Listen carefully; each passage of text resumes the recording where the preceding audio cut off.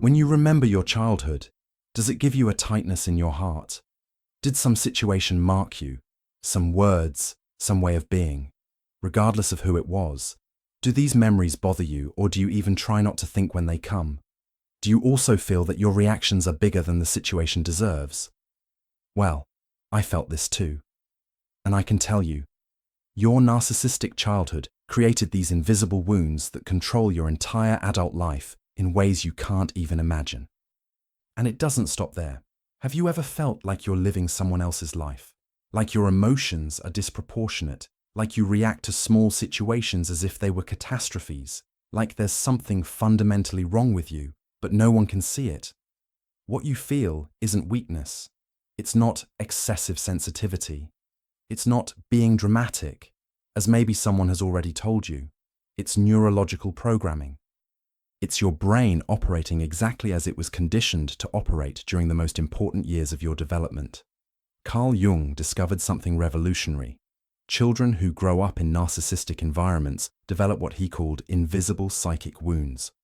Wounds that don't appear on the body, but that shape every thought, every reaction, every choice you make in adult life. You're not crazy. You were systematically programmed to react to the world in a way that isn't natural for you, but that was necessary to survive in that environment. Carl Jung identified that there's a dramatic difference between obvious trauma and subtle narcissistic trauma. Obvious trauma leaves visible marks that everyone recognizes: physical abuse, extreme neglect, clear abandonment.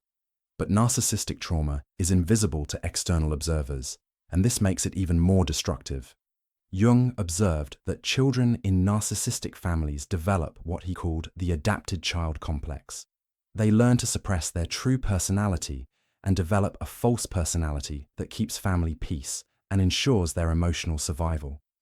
The problem is that this adaptation, which was intelligent and necessary in childhood, becomes a prison in adult life. You continue operating through this false personality, these programmed reactions, these activated wounds, without even knowing that there's a true version of you underneath all of this. Jung discovered that there are 5 universal wounds that every child in a narcissistic environment develops. Wounds that explain why you feel the way you feel, why you react the way you react, why you choose what you choose, and most importantly, wounds that can be healed when they're understood. Now I'm going to reveal everything Carl Jung discovered about these 5 narcissistic wounds. This will explain your entire life, your fears, your reactions, your relationship patterns, your difficulty trusting yourself, your tendency to blame yourself for everything. Get ready, because you're finally going to understand who you really are underneath all these layers of programming. And when you understand, you can start to free yourself. Before we continue, I need to tell you something important. If you've always felt there was something deeply wrong but could never explain what, if you've always felt different, defective, like you didn't fit into the world, you found a place that understands. Thousands of children of narcissists here discovered they weren't defective. They were wounded. They weren't too sensitive. They were humans reacting normally to abnormal situations. If you want to be part of this community of healing and self-discovery, subscribe to the channel. Because understanding your wounds is the first step to healing them. And you deserve to live as who you really are, not as who you were forced to become. The first wound Jung identified is the most devastating: the systematic destruction of your authentic personality. In narcissistic families, children quickly learn that being themselves is dangerous. If you were naturally joyful, but your parents preferred you to be quiet, you learn to suppress your joy. If you were curious, but your questions bothered them, you learned to stop asking. If you had strong opinions, but this created conflict, you learned to have no opinions. Jung called this murder of the child's soul. It's not that you chose to be different. You were trained, through constant micro-rejections, to hide who you really were and develop an acceptable version of yourself. The result in adult life is that you don't know who you really are. You live asking, what do others expect from me? Instead of, what do I want? You have difficulty making decisions because you lost touch with your own desires and values. You might be 30, 40, 50 years old, but inside you're still that child trying to figure out which version of yourself will keep everyone happy. And this is exhausting because you're constantly performing instead of just existing. If you recognize yourself in this, know that your true personality is still there, just dormant. Jung developed specific techniques to awaken this authentic self again. The second wound is what Jung called emotional parentification. In narcissistic families, roles are reversed. The child becomes responsible for the adult's feelings and emotional needs. You learn to read adults' moods to keep yourself safe. If mum was sad, it was your responsibility to cheer her up. If dad was stressed, you had to be the perfect daughter to not bother him. If there was conflict between parents, you became the mediator or the distraction. Jung observed that this creates deep programming. You exist to serve others' emotional needs. Your value as a person is directly linked to your usefulness to others. You learned that love is something you need to earn by being useful, not something you deserve for simply existing. In adult life, this manifests as compulsive people-pleasing. You can't say no without feeling extreme guilt. You feel responsible for everyone's feelings around you. You panic when someone is upset, even if it has nothing to do with you. You also attract people who need to be saved because it's the type of relationship that feels familiar and comfortable. You don't know how to receive genuine care because it was always you who took care of others. Jung said that children like this become little therapists of the family, carrying an emotional weight that should never have been theirs. And you carry this weight to this day, even though you're no longer in that house. The third wound is perhaps the most pervasive. You were programmed to feel guilty for existing. In narcissistic families, guilt is used as a control tool from very early on. Look how you made mommy sad. Because of you, daddy is stressed. If you were a good daughter, you wouldn't do this. You always find a way to complicate things. Phrases like these, repeated for years, create deep neurological programming. You're guilty for everything that goes wrong. Jung discovered this creates what he called existential guilt complex. You don't just feel guilty for things you do, you feel guilty for simply existing, for having needs, for taking up space, for breathing. In adult life, this manifests as a constant internal voice of self-criticism. You blame yourself for things that aren't even your responsibility. When something goes wrong in any situation, your first reaction is, "What did I do wrong?" You apologize constantly, even for things like existing in the same space as other people. You also have extreme difficulty forgiving yourself. You can forgive anyone for anything, but with yourself, you're relentless. You punish yourself for small mistakes as if they were serious crimes. Jung observed that people with this wound frequently sabotage themselves when good things happen, because deep down, they don't feel worthy of happiness. It's as if there's an internal voice saying, "People like you don't deserve this." The fourth wound is the destruction of your natural ability to trust. Jung discovered that children in narcissistic environments develop hypervigilance as a survival mechanism. You learned that the world is unpredictable and potentially dangerous. People who should protect you were the same ones who hurt you, not necessarily with physical violence, but with emotional unpredictability, gaslighting, conditional love. Jung observed that this breaks what he called basic trust, the fundamental feeling that the world is a safe place and that you can trust your own perception of reality. In adult life, you live in constant survival mode. You're always analyzing, always trying to anticipate problems, always looking for signs that something will go wrong. You can't completely relax even in safe situations. You also have extreme difficulty trusting your own perceptions.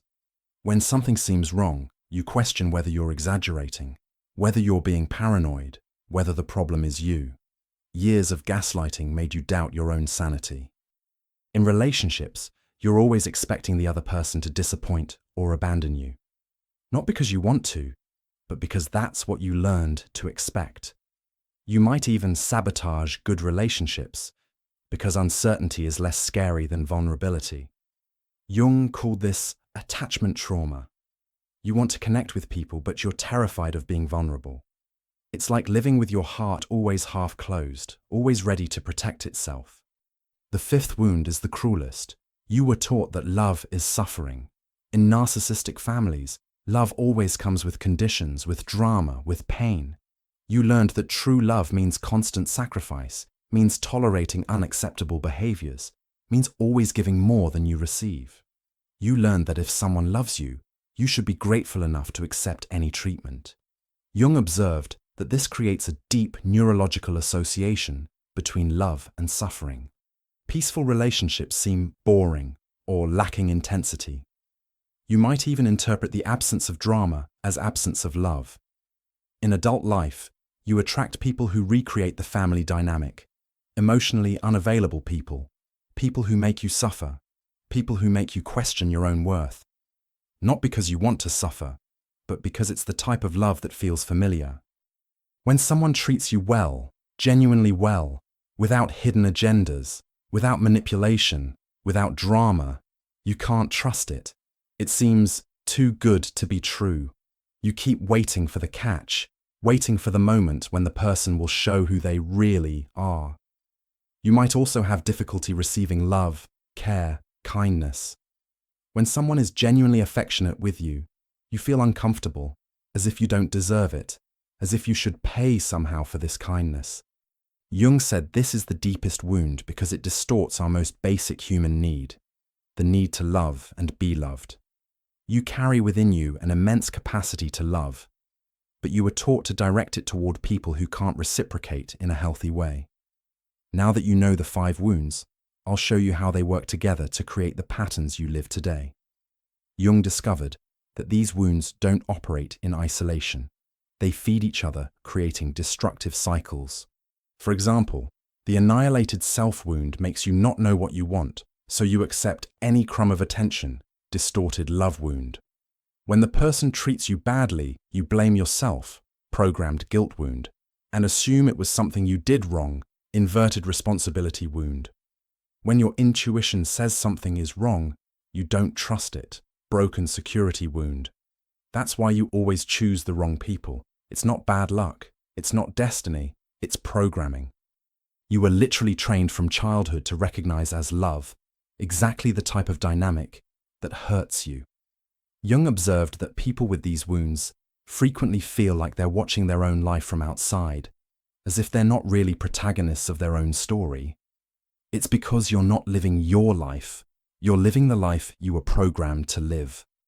Your disproportionate emotional reactions, they make total sense when you understand they're reactions from a wounded child who's still inside you, trying to protect herself from dangers that no longer exist. Your difficulty making decisions? Of course, you spent your entire childhood learning that your choices were wrong, that your perceptions weren't reliable. Your tendency to relate to toxic people. It's because toxic feels like home to a part of you that never knew anything else. Jung always said, until you make the unconscious conscious, it will direct your life and you will call it fate. These wounds operate in the unconscious, controlling your choices without you realizing it. But here's the hopeful part. Jung also discovered how to heal these wounds. It's not easy, it's not quick, but it's absolutely possible. You can become who you were born to be. The first step is what you just did. Recognize and name the wounds. Jung called this making the unconscious conscious. When you know what's controlling you, you can start making different choices. To heal the annihilated self-wound, Jung developed internal reparenting techniques. You learn to become the loving parent you never had to the wounded child inside you. You start asking, what do I want, instead of what do others expect? To heal the inverted responsibility wound, you practice what Jung called returning responsibilities. You learn it's not your function to manage other people's emotions. You can be compassionate without being responsible. To heal the programmed guilt wound, Jung taught internal voice reprogramming techniques. You learn to question every self-critical thought. Is this true? Is this voice mine or someone from my past? To heal the broken security wound, you practice gradual trust, first in yourself, then in demonstrably safe people. Jung said, trust is like a muscle that needs to be strengthened gradually. To heal the distorted love wound, you learn to recognize true love, which is gentle, consistent, without conditions. Jung taught that real love doesn't hurt, doesn't confuse, doesn't make you question your worth. Jung discovered that healing these wounds releases immense creative and vital energy that was being used to maintain defensive patterns. When you no longer need to protect the wounded child, all this energy becomes available to create the life you really want. If you've made it this far, you're no longer the same person who started watching this video. You now have words to name what you've always felt, understanding for what always confused you. In the comments, tell me, only if you feel safe, which of these 5 wounds impacted you most? Which one explains the most about your life? You don't need to give details, but recognizing and naming is already the first step of healing. And remember, it's not your fault to have these wounds. You were a child doing the best you could to survive in a difficult situation. These adaptations were intelligent at the time. Now you're an adult and can consciously choose who you want to be. If you want to continue this journey of healing and self-discovery, watch the next video I'll leave here on the side. How Carl Jung teaches to heal each narcissistic wound, practical reparenting techniques. Your true life can start today. The person you were born to be is still there, waiting to be freed, and you have all the power to make this happen. Thank you for trusting me with your deepest wounds. Until the next video.